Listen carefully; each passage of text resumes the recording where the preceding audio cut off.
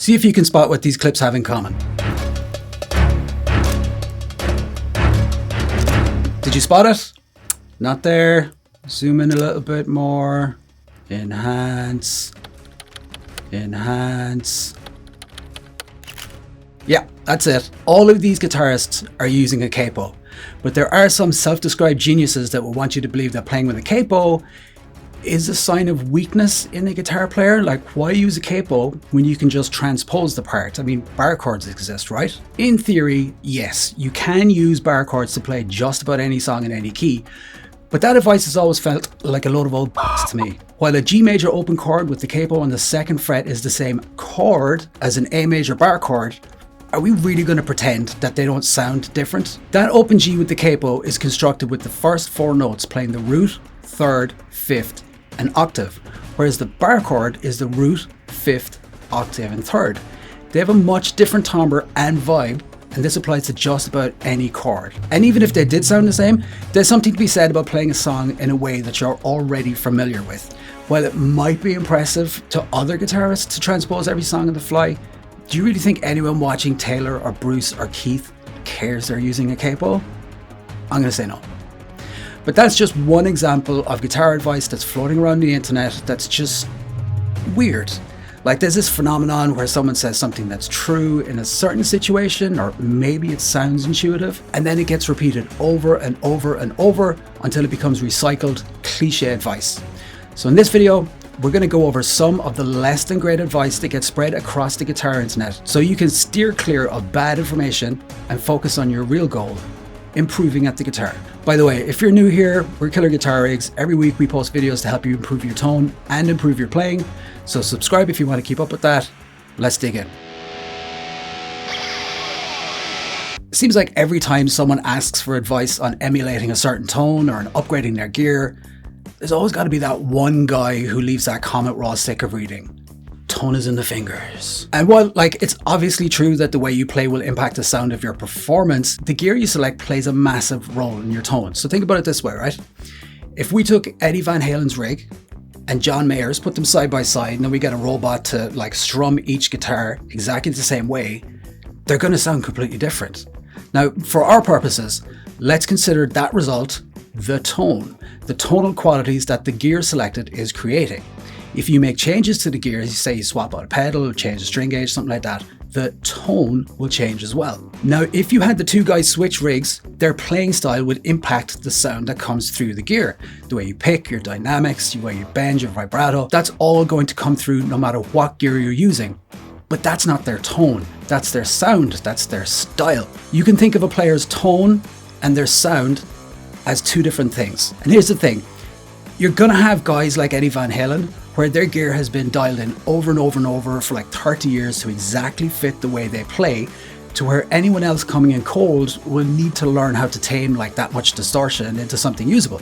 Sure, but you're also gonna have guys like Eddie Van Halen so high on their own farts that they'll tell anyone who will listen that Billy Corgan played through their rig and it sounded like crap, regardless of whether that happened or not, because there's only one Eddie Van Halen and tone is in the fingers, yada yada yada. I remember Billy Corgan from Smashing Pumpkins, he interviewed me once, and my rig happened to be set up, and it was just uncontrollable for him. Look, if your playing technique is totally different from your target, it's going to sound off. Everybody knows that. But when people have questions about tone and equipment, I think it's safe to assume that they're looking for advice about tone and equipment, not playing technique. So if you want to be helpful, just keep scrolling before you type out, "The tone is in the fingers." Another super common piece of advice that's been floating around forever is that it's better to start learning guitar on an acoustic and then graduate to an electric once you've built up a bit of finger strength. This is a bit of advice that seems intuitive, but in practice, it's not always the best option. See, people will make the argument that acoustic is a little bit harder to play, it's a little bit more challenging to fret the strings, so it's better to start there, building up good solid technique and learning to play with your notes ringing out clear, and then you can move to electric, which they'll tell you is the guitar equivalent of flying a boat downhill.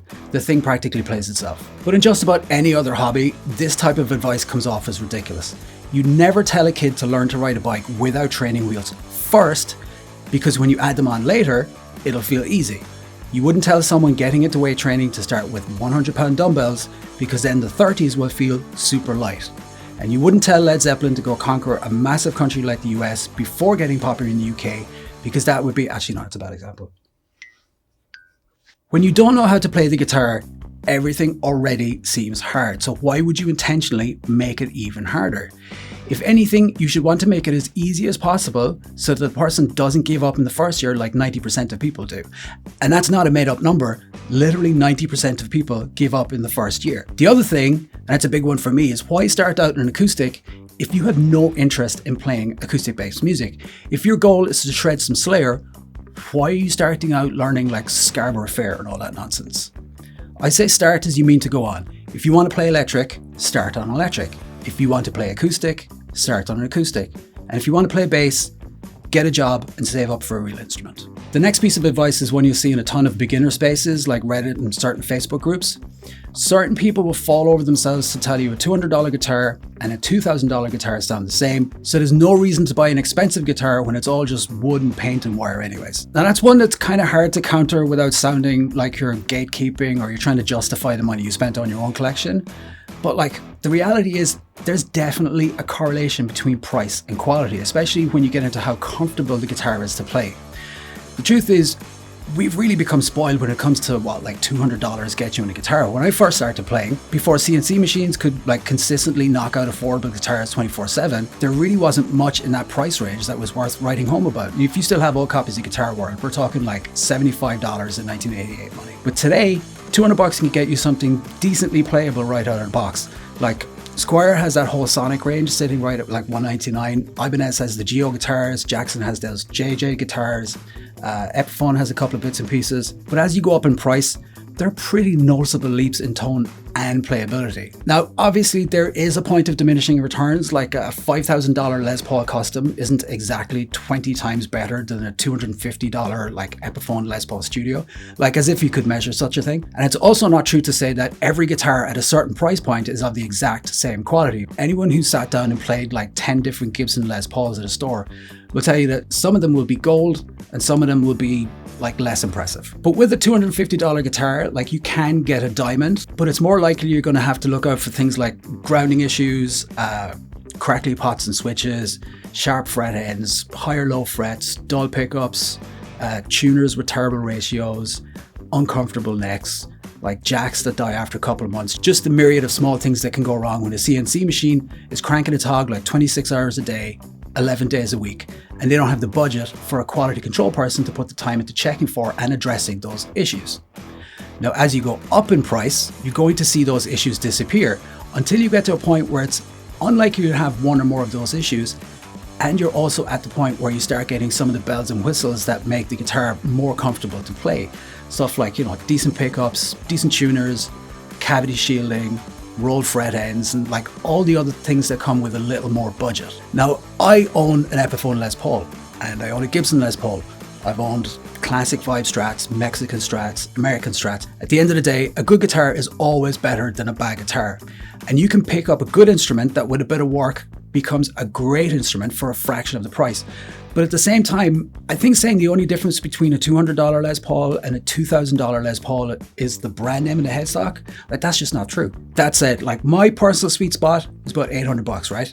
That gets you right into like the hands-on quality control territory, gets you like good parts territory. And honestly, I personally feel like it's right where you start to see that diminishing return curve happening, right? But that's just me. If you like your $250 Les Paul, have at it, man. The important part is you actually play the thing. So let's move on to amps. If you're talking amps online, you're going to hear pretty much everyone tell you that tubes are good for a warm sound, and because of that, solid state amps aren't worth buying. Now, to be fair, I personally own pretty much exclusively tube amps, but not all tube amps are created equal. See, the tone of an amp is dictated by the design of the circuits and the components that go into them. A very warm solid state may be warmer than a tube amp that's designed to be bright. There are tube amps that are very vibey and musical, and there are some that are very straightforward and clean, for lack of a better word. But here's the thing. There are so many great recordings out there that were done on solid state amps, or like even with guitars plugged directly into the console with no amp involved at all.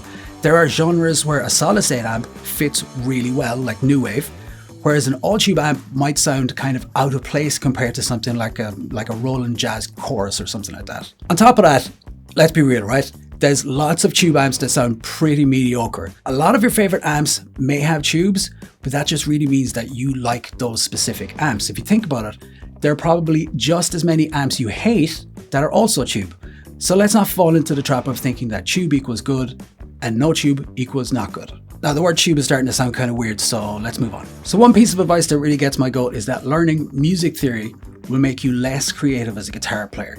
Now, that might sound intuitive, and there are some guys out there who will make a solid argument out of it until you really think about it, right? So when you first started playing guitar and you didn't know the names of the notes or the chords, did learning the names of the notes or the chords make you less creative?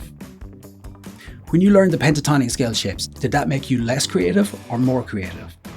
Did learning how to play seventh chords make your playing more diverse or less diverse? Like, the fact of the matter is, if you're already halfway proficient on your instrument, music theory just gives you the language to talk about things you already know. Like, calling chords by their names is music theory. Mixing major and minor chords is music theory. Counting a rhythm like 1, 2, 3, 4. It's all music theory. And while I've heard tons of people say that learning theory will make you less creative, I've never heard someone say that they learned music theory and it made them less creative. Like, it's almost exclusively people with no music theory experience who feel the need to tell you, oh, Hendrix didn't know music theory, which is nonsense because the very act of playing the guitar uses music theory. Like, if I say the Hendrix chord, or if I say dominant seventh chord with an added augmented ninth, it doesn't change the chord. It doesn't make it any less creative. It just gives you a language to use so that you can explain the chord to someone who's never heard it. And better still, it gives you more context so that you can, if you want, deconstruct what makes that chord sound Hendrixy and then use that on other chords all over the neck. Now, there is a debate about whether music theory should be prescriptive or descriptive. Basically, should it prescribe, like dictate what you're going to play? Or should it simply describe things you've already decided to play? And as long as you treat it as descriptive, there's really no harm in learning and understanding more music theory. And honestly, the worst that can happen is you get better at guitar. Okay, so let's end with a quick one. Something you'll hear repeated a lot in guitar is that there's no reason to learn sheet music. Now, for like 99% of it, that's true. You want to play a rock gig, you want to be an original band, you want to jam with your friends, sheet music, pretty much worthless. However, there is a world of pro level guitar where being able to sight read is a requirement to get the gig. If you want to play like big ensembles for things like award shows or holiday events, if you want to play in the pit band for Broadway musicals, all of those types of gigs, they're almost always going to have sight reading as one of the requirements. Now, does that mean I'm going to go and learn to sight read? Does it? But if those are the kind of gigs you want to play, learning to sight read will definitely be a huge help. All right, so that's our list for today. If there's any you disagree with, leave a comment. If there's any we left off to drive you nuts, leave a comment. Let's have a good old-fashioned online argument. And when you're ready to move on, watch this video next.